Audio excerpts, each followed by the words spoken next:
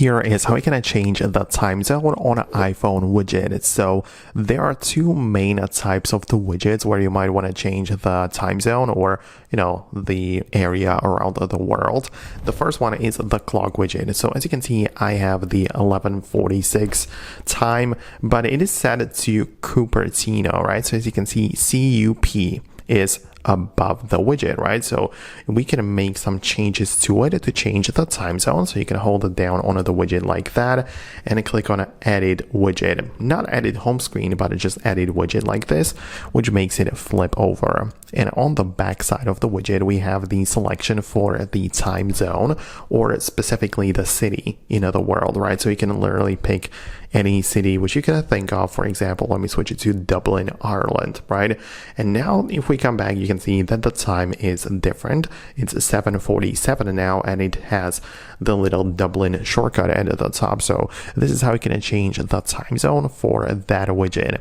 Just keep in mind, for adding the local time widget, you cannot really change this one. You have to add a new one. So you would just hold down like this, click on edit and add a new widget. And from the clock app in here, you would just select the first one, right? Because for the world clock, we have the city digital, but for a local time, we have these four, right? So you have the analog in different styles as well as digital, right? And this is now the local time without any shortcut for the city at the top, right? So that's how you can do this.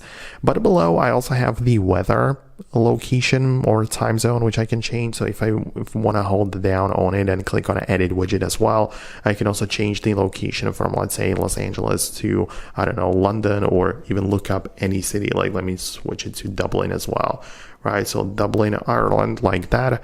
And now it should be coming back once it loads up, right? Just make sure you give it some time to load the thing up, right? Because it probably didn't recognize it at first. So let me redo it again, but you get my point, right? That's kind of how it works.